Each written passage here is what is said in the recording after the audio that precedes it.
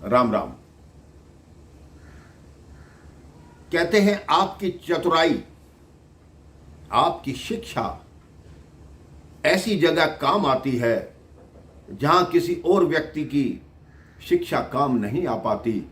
वहां आप अपनी शिक्षा का मान रखते हैं, अपनी शिक्षा से कुछ ऐसा करके दिखाते हैं कि सामने वाला आश्चर्यचकित हो जाता है। किसी देश में एक दिव्यांग राजा था।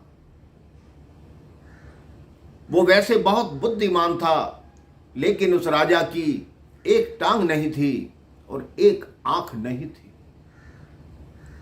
एक दिन वो अपने महल में घूम रहा था। उसने देखा उसके पूर्वजों की सुंदर सुंदर पेंटिंग वहां लगी हुई थी। जब सब पेंटिंग देखता हुआ वो अंत में पहुंचा तो वहां खाली जगह थी। उसके मन में विचार आने लगा कि मेरे मरने के बाद जब मेरी पेंटिंग लगेगी तो लोग कितना उपहास करेंगे कि ये कैसा राजा था, इसकी एक टांग नहीं थी, एक आंख नहीं थी। उसने सोचा कि मैं ऐसा करूं, अपने जीते जी ही कोई ऐसी पेंटिंग बनवाऊं जिससे मेरे ये दोष दिखाई ना दे। उसने अपने नगर के तमाम कलाकारों को, चित्रकारों को बुलाया और कहा कि मेरी ऐसी तस्वीर बनाओ जिसको देखकर मैं दंग रह जाऊं। जो सुंदर तस्वीर बनाएगा उसको उचित पुरस्कार दूंगा, लेकिन अगर ना बना पाया तो उसको दंड मिलेगा।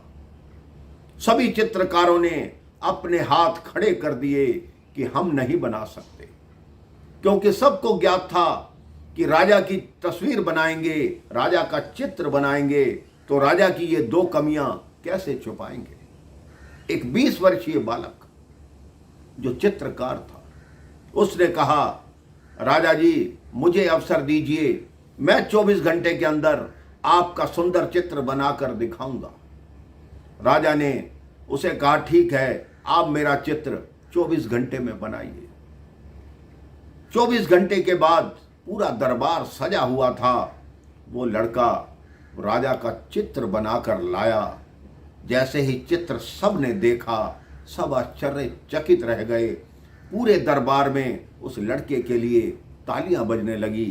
राजा इतने प्रसन्न हुए कि वाकई ही तुमने बहुत अच्छा चित्र बनाया।